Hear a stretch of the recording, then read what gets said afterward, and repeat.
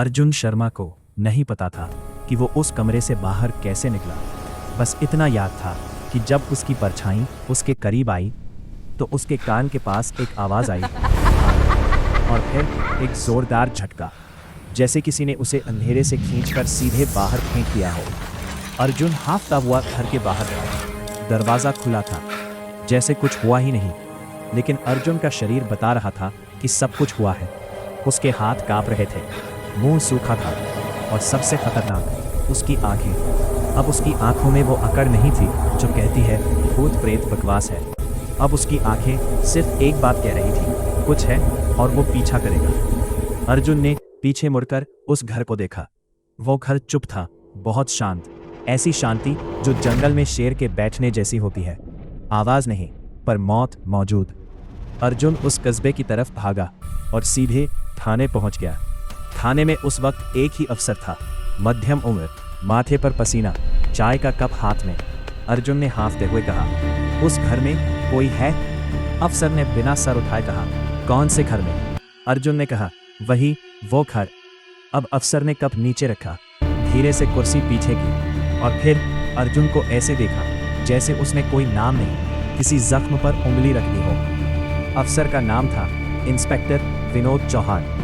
विनोद चौहान ने बहुत धीरे पूछा, तुम गए थे अंदर? अर्जुन ने सिर हिलाया। विनोद चौहान ने एक फाइल निकाली। फाइल पुरानी थी, उस पर धूल थी और ऊपर लिखा था, वो घर, अनसुलझे मामले। विनोद चौहान ने कहा, बैठो और ध्यान से सुनो। अर्जुन बैठ गया। विनोद चौहान ने फाइल खोली, पन्ने पलटे और फिर एक जगह उंगली रखकर बोला, ये देखो। उस पन्ने पर नामों की लिस्ट थी। ये देखो, बहुत सारे नाम और हर नाम के सामने एक ही या कोई बात। विनोद चौहान ने कहा, इनमें से ज्यादातर तुम्हारी तरह ही थे। कोई मजदूर, कोई चोर, कोई सरकारी कर्मचारी, कोई रात में शेल्टर ढूंढने वाला। अर्जुन की आवाज धीमी हो गई, और को मिला? विनोद चौहान ने ठंडी सांस ली, मिले, लेकिन पूरे नहीं। अर्जुन की रूह कांप गई।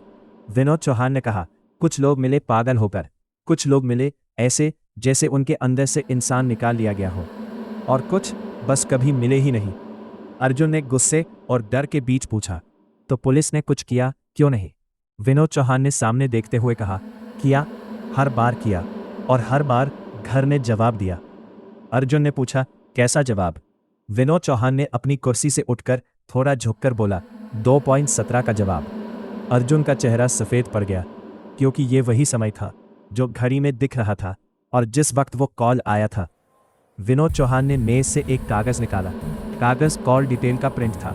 उसने कागज़ अर्जुन के सामने रखा और अर्जुन का दिमाग घूम गया, क्योंकि उसमें लिखा था, आउटगोइंग कॉल 02:17 AM फ्रॉम वो घर, location to Arjun Sharma, duration 28 seconds.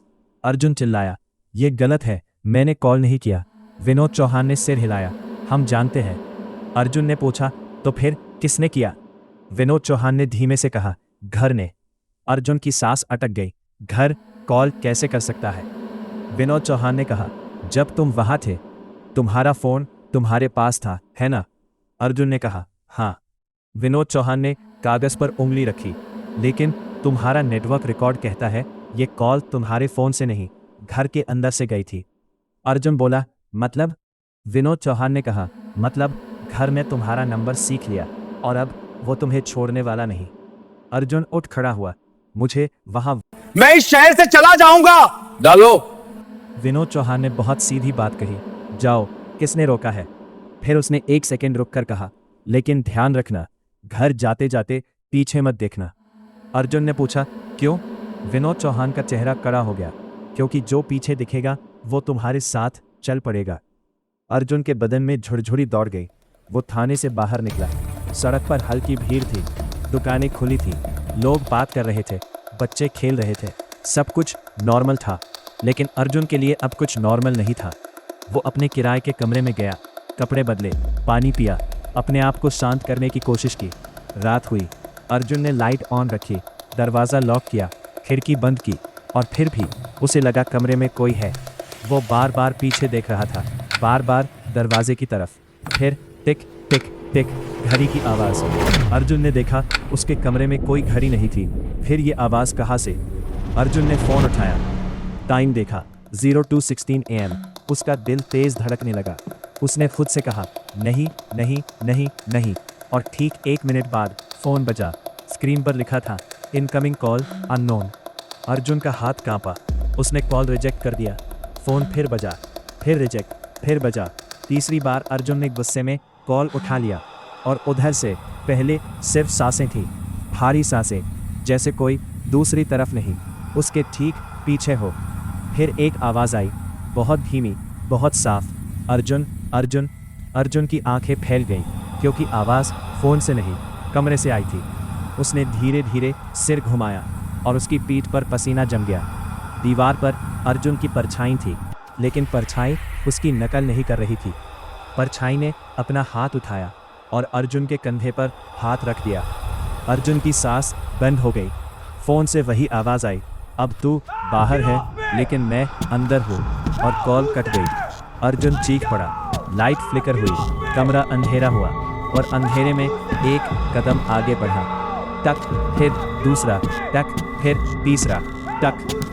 Arjun ने आंखें बंद कर ली, और उसी समय उसे राघव की आवाज़ सुनाई दी, भैया घर आपको वापस बुला रहा है। अर्जुन शर्मा पूरी रात नहीं सोया। उसने लाइट ऑन रखी, फोन हाथ में रखा, और दरवाजे की तरफ पीठ करके बैठा रहा। लेकिन डर की सबसे गंदी बात यह है ना, कि वो सामने से नहीं आता, वो धीरे धीरे पीछे से पकड़ता है। सुबह हुई। अर्जुन ने बाहर निकलकर राहत की सांस ली। दिन में दुनिया ठीक लगती है, पर अर्जुन को पता था ये ठीक दिख रहा है, ठीक है नहीं। उसने इंस्पेक्टर विनोद चौहान को कॉल किया। इंस्पेक्टर राठौर, अर्जुन बोल रहा हूं। मुझे आपकी तुरंत जरूरत है, एक बड़ी मुसीबत है। हाँ, आ गया ना कॉल। अब सुन, अगर तू सच में बचना चाहता है तो एक ही तरीका है। क्या हुआ? घर में वापस जा। पागल हो क्या? मैं वहां मर जाऊंगा। नहीं, तू वहां जाकर मरेगा नहीं, तू वहां जाकर फैसला करेगा। कैसा फैसला? कैसा फैसला? घर कुछ लोगों को छोड़ देता है, कुछ को रख लेता है, लेकिन जो लोग पूछने जाते हैं वो कभी कभी निकल भी आते हैं। पूछना? क्या पूछना है? 48वीं लाश किसकी थी? पूछना है 48वीं लाश किसकी थी?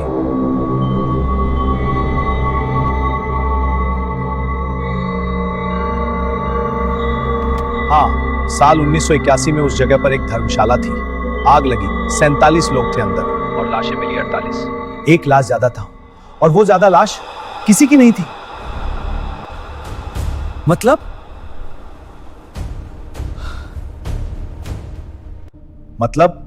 वो लाश घर की थी।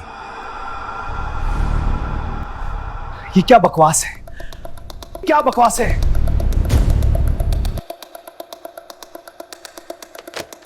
अर्जुन दोपहर तक खुद को संभालता रहा, लेकिन शाम ढलते ही उसे फिर वही भारीपन महसूस हुआ, जैसे उसकी छाती पर कोई बैठा हो, और उसकी परछाई अब हर दीवार पर थोड़ी अलग लग रही थी, जैसे वो अर्जुन की नहीं किसी और की हो। उसने फैसला कर लिया, वो वापस जाएगा, क्योंकि अब अर्जुन समझ चुका था, भागने से मौत नहीं टलती, भागने से बस वक्त बदलता है। रात के 11 बजे अर्जुन उस घर के सामने खड़ा था।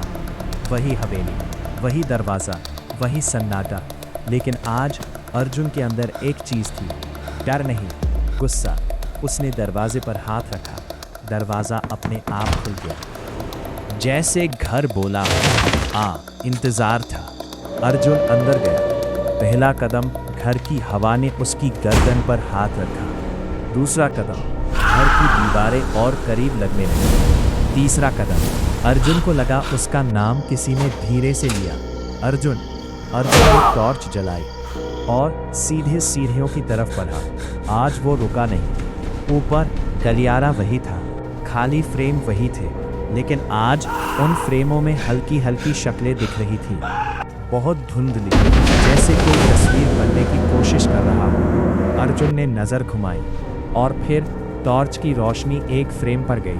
उस फ्रेम में एक चेहरा साफ था, एक बच्चा राघव अर्जुन के हाथ ठंडे पड़ गए क्योंकि फ्रेम के नीचे एक तारीख लिखी थी 4 नवंबर 2011। यही तारीख जिस रात अर्जुन पहली बार आया था। मतलब घर में उसी रात अर्जुन की तस्वीर भी तैयार कर ली थी, जैसे घर तय कर चुका हो, ये मेरा अगला नाम है। अर्जुन आगे बढ़ा और उसी कमरे के सामने रुका जहां खून से लिखा था, अगर तुम इसे पढ़ रहे हो तो देर हो चुकी है। अब आप पार्ट 4 में देखेंगे कि हवेली में इंस्पेक्टर विनोद भी आया और उसने फ्रेम देखा और आंखें कुछ सेकंड के लिए बंद कर ली, जैसे उसे पहले से पता था कि यहां यही होना है।